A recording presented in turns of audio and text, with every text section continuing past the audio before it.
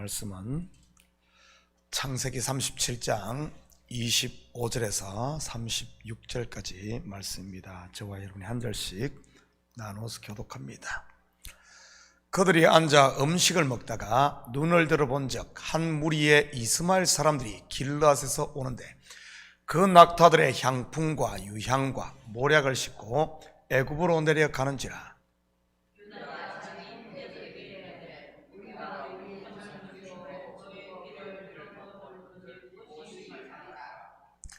자, 그를 이스마엘 사람들에게 팔고 그에게 우리 손을 대지 말자.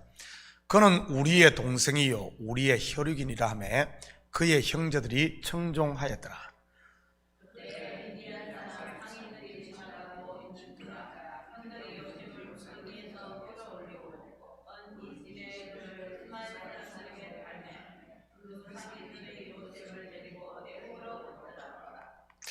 르우벤이 돌아와 구덩이에 이르러 본즉 거기 요셉이 없는지라 옷을 찢고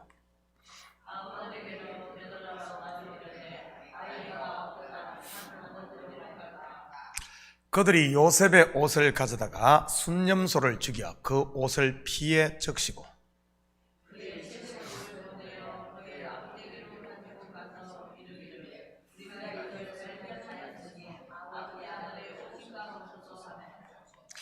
아버지가 그것을 알아보고 이르되 내 아들의 옷이라. 악한 짐승이 그를 잡아먹었도다. 요셉이 분명히 찢겼도다 하고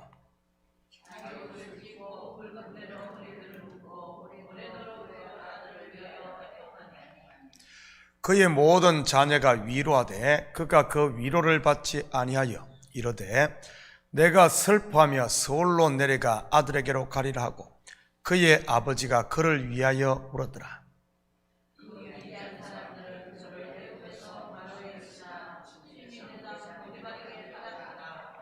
아멘. 좋은 아침입니다. 오늘은 가정의 제사장으로 세움받은 아들 요셉이 형들에게 팔려 애굽으로 내려가는 이 이야기 속에 담긴 복음을 만나보도록 하겠습니다. 26절 27절입니다. 유다가 자기 형제에게 이르되 우리가 우리 동생을 죽이고 그의 피를 덮어둔들 무엇이 유익할까? 자, 그를 이스마엘 사람들에게 팔고 그에게 우리 손을 대지 말자. 그는 우리의 동생이요 우리의 혈육이니라 하며 그의 형제들이 청종하였더라. 요셉이 누구에 의해 팔립니까? 바로 유다입니다. 우리는 같은 장면을 복음서에서도 만나볼 수 있습니다. 중보자로 오신 예수님을 판 사람이 누구죠? 유다입니다. 가롯 유다 말이지요. 여기서 가롯은 성이 아니라 그의 출신지로서 캐리옷 사람 유다라는 뜻입니다. 구속 역사로 보면 유다가 요셉을 파는 이야기는 가롯 유다가 예수님을 팔 것을 예표하고 있었던 것입니다. 얼마에 팔죠? 요셉은 은 20에 팔리고 예수님은 은 30에 팔립니다. 은 20에 요셉이 팔린 이유는 아직 성숙한 그가 성인이 아닌 17세의 소년이었기 때문인 것입니다. 그리고 요셉이 누구에게 팔렸습니까? 이스마엘 사람들입니다. 이스마엘이 누구죠? 아브라함이 첩 하갈로부터 낳은 아들입니다. 물론 겉으로만 보면 그가 이삭보다 먼저 태어났으므로 아브라함의 장자인 것이고요. 장자, 먼저 난 것, 큰 것, 이러한 것들은 구속 역사에서 무엇을 말한다고 했습니까? 바로 율법인 것입니다.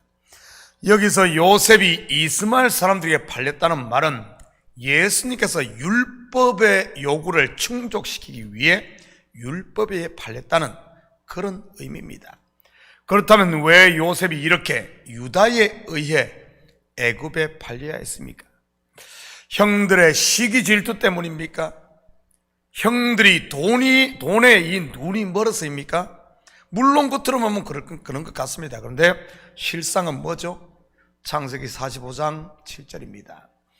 하나님이 큰 구원으로 당신들의 생명을 보존하고 당신들의 후손을 세상에 두시려고 나를 당신들보다 먼저 보내셨나니 하나님의 백성인 이스라엘 자손들을 구원하기 위해서였던 것입니다. 7년간의 대흉년으로부터 말이지요. 물론 이 7년 대흉년은 모든 살아있는 것들을 삼켜버리는 사망인 것이고요. 결국 오늘 본문은 저와 여러분을 죄와 사망의 권세로부터 해방시키기 위해 예수님께서 친히 십자가에 달리셔야 했던 그것을 모형하고 있는 이야기였던 것입니다. 29절 30절입니다. 르우벤이 돌아와 구덩이에 이르러 본즉 거기 요셉이 없는지라 옷을 찢고 아우들에게로 되돌아와서 이르되 아이가 없도다. 나는 어디로 갈까? 르우벤이 누구입니까? 야곱의 장자입니다. 사실 동생들이 요셉을 죽이려고 했을 때 르우벤은 그를 살려 아버지께 돌려보내려고 했습니다. 그래서 구덩이에 요셉을 던지자고 했던 것이고요. 그런데 그의 뜻대로 됩니까? 되지를 않습니다. 이것은 무엇을 말하는 것이겠습니까? 르우벤은 야곱의 장자로서 율법을 상징하는 인물입니다. 다시 말해 값 지불 없이는 율법이 완성될 수 없음을 말하는 것이요, 또한 율법의 의로는 영생을 얻을 수 없음을 말하는 것입니다. 율법 다 지켰다고 영생 얻는 것이 아니라는 말이지. 왜냐하면 율법은 그리스도께로 우리를 인도하는 몽학 선생이기 때문입니다. 르우벤이 요셉을 구원하는 것이 아니라 하나님이 구원하시는 것입니다. 예수 그리스도의 핏값을 통해, 그리고 우리에게 값없이 은혜로 주어지는 것이지. 그러기에 사도 바울이 말했듯이 율법의 의로 구원을 얻으려고 하는 자들은 여전히 저주 아래에 있는 것이고요. 그런데 요셉이 팔려 없어지자 르우벤이 자기의 옷을 찢고 나는 어디로 갈까를 외칩니다. 무슨 의미죠? 영적으로 보면 예수님께서 죽으시자 더 이상 우리를 메고 있던 이 율법의 저주, 이 사망이 힘을 잃는 것을 말하는 것입니다. 고린도전서 15장 55절 56절입니다. 사망아 너의 승리가 어디 있느냐? 사망아 내가 쏘는 것이 어디 있느냐? 사망이 쏘는 것은 죄요, 죄의 권능은 율법이라. 그리고 그들은 요셉의 채색 옷을 가져다가 순념소를 죽여 그 옷을 피해 적십니다. 물론 아버지 야곱을 속이기 위해서 말이지. 요셉이 입었던 채색 옷은 제사장의 옷을 말한다고 했습니다. 제사장들이 이러한 옷을 입는 것은 하나님께 성별된 거룩한 자임을 상징하는 것이고요. 영적으로 보면 요셉에게서 벗긴 채색 옷, 즉 그리스도께서 벗긴 의의 옷이 지금 저와 여러분에게 입혀져 있는 것이지. 33절입니다. 아버지가 그것을 알아보고 이르되 내 아들의 옷이라. 악한 짐승이 그를 잡아먹었도다. 요셉이 분명히 찢겼도다 하고, 아버지가 요셉의 옷을 알아보듯 하나님께서도 그리스도로 옷 입은 저와 여러분을 알아보는 줄 믿으시기 바랍니다. 바로 아들로 말이지. 그렇다면 예수님께서 우리에게 주신 은혜의 옷을 여러분은 지금 입고 있습니까? 내가 만든 무화과 잎으로 만든 이 옷이 아닌 하나님께서 친히 준비하신 가죽옷, 예수의 옷, 바로 은혜 말이지. 이 옷을 입은 사람은 떠들지 않고 잠잠한 것입니다. 왜냐하면 내가 한 것이 아무것도 없기 때문입니다. 나에게 난 의가 없기 때문에 그렇죠. 그저 감사하고 찬양하며 그분을 경배하고 그분을 자랑할 뿐입니다. 여러분을 통해 하나님의 아들 예수가 드러납니까? 아니면 벌거벗은 자기의 허물만 드러냅니까? 34절입니다. 자기 옷을 찢고 굵은 배로 허리를 묶고 오래도록 그의 아들을 위하여 애통하니. 요셉을 잃고 아파하는 야곱 아버지를 통해 우리는 예수 그리스도를 십자가에 매달고 괴로워하시는 하나님의 모습을 엿볼 수 있습니다. 이런 하나님의 애통을 할 때 우리가 죄의 유혹을 이길 수 있는 것입니다. 아버지 야곱의 이런 애통을 자식들이 미리 알았다면 어떻게 동생인 요셉을 이 애굽에 팔 수 있었겠습니까? 결코 그럴 수 없는 것이지. 그들이 자기의 동생을 팔았던 것은 결국 은혜 아래 있었던 것이 아니라 자기 속에서 일어나는 미움과 시기 그리고 질투의 종이 되어 있었기 때문인 것입니다. 육신의 생각에 져서 육신의 종이 되었던 것 말이지. 이것은 지금 우리도 마찬가지입니다. 육신의 종이 되면 또 다시 예수를 십자가에 못 박는 것이요, 예수를 파는 것이지. 그래서 제가 신앙생활은 knowing God, 하나님의 마음을 알아가는 것이라고 했던 것입니다. 하나님의 마음을 알지 못하고 자기 속에 갇히게 되면 마귀의 종로로 타게 되는 겁니다. 마치 가룟 유다가 그랬듯이, 이 유다가 그랬듯이 말이지. 나를 향한 아버지의 사랑, 죄를 미워하고 애통하는 하나님의 마음을 알 때 우리 또한 그 마음으로 죄도 이기고 이러한 율법의 매임에서도 풀려나게 되는 것이지. 가장 좋은 것을 주시기를 원하시는 아버지의 그 마음을 알 때 내가 쥐고 있던 이 하찮은 것들을 놓을 수 있는 것이고요.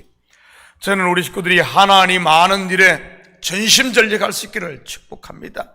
그렇다면 어떻게 우리가 하나님의 마음을 알 수 있겠습니까? 가장 먼저는 말씀을 듣는 겁니다. 쉐마 이스라엘, 들으라 이스라엘란 말이지. 그리고 그 말씀을 묵상하며 순종하는 것입니다. 왜냐하면 순종 없이는 그 말씀이 내 양식이 될 수 없으니까요. 두 번째는 기도입니다. 기도는 내 것을 요구해서 얻어내는 게 목적이 아니라 그분의 마음, 그분의 뜻을 발견하는 것입니다. 그래서 하나님께서 성도들에게 기도하라고 문제라는 이 매개체를 이용하시는 것이고요. 이런 문제, 일명 기도 제목을 통해 그분의 뜻을 알게 되면 그 문제, 바로 고난과 환난이 내게 유익이 되는 것이고요. 그리고 그곳에서 벗어나게 되는 겁니다. 그렇지만 문제를 통해 하나님의 뜻을 알지 못하고 그냥 받았다, 못 받았다에 머물게 된다면 여전히 그 문제를 벗어난 것 같지만은 광야를 계속 돌게 되는 것입니다. 그 문제를 벗어날 수 없다는 말이지. 세 번째는 믿고 우리에게 맡겨진 이 일에, 이런 사명에 충성함으로 우리가 아버지의 마음을 더 깊이 알 수 있습니다. 예를 들어 부모로서 최선을 다해 자녀를 양육함으로 나를 향한 하늘 아버지의 마음을 알 수 있는 것 말이지. 자식을 향한 나의 마음을 통해 나를 향한 하나님의 마음을 알 수 있는 겁니다. 저 또한 좀 말 안 듣고 고집불통인 성도들을 통해 하나님 앞에 제 모습을 발견할 때가 참으로 많습니다. 왜냐하면 그 모습이 바로 내 모습이니까요. 내가 나를 보지 못하니 나를 보라고, 좀 나를 보라고 하나님께서 그런 사람을 붙인 것 아니겠습니까? 여러분 주위에 그런 분이 있습니까? 가정이나 교회 아니면은 직장에 말이지. 여러분 이제는 좀 불평하지 마시고 그들을 통해 자신을 볼 수 있기를 축복합니다. 그럴 때만이 하나님 앞에 엎드릴 수 있고 십자가 앞에 엎드릴 때 하나님의 마음, 그 마음을 더 깊이 알 수 있으니까요. 사랑하는 성도 여러분, 오늘 하루도 보내신 곳에서 충성하심으로 하나님을 더 깊이 알 수 있기를 바랍니다. 신앙은 아는 만큼 받고 아는 만큼 누리는 것이니까요. 우리는 모두 그리스도의 옷을 입은 아들임을 잊지 마시고 아들답게 내 빛이 아닌 내 속에 있는 아들의 빛, 그리스도의 빛을 비추며 사는 이런 복된 하루 되시기를 예수님의 이름으로 축복합니다. 같이 기도하십시다. 사랑의 아버지 하나님, 참으로 감사를 드립니다. 예수님께서 아버지의 십자가에 못 박히심으로 우리가 하나님의 아들로 다시 태어난 이 사실 알게 하시고, 아버지 하나님, 이제는 그 은혜를 알아 그 은혜 아래 거하는 저희들 되게 도와주시옵소서. 사단이 끊임없이 우리 속에 가라지를 뿌린다 할지라도 가라지 덥석 부여잡는 것이 아니라 아버지 하나님, 우리 속에 뿌려진 믿음의 씨앗, 아버지 하나님, 이것을 잘 포옹하고 아버지 하나님, 싹을 틔우고 열매를 맺는 저희들 되므로 우리 마음마다 은혜와 평강의 하나님 나라가 주장하는 이런 삶이 되게 도와주시옵소서.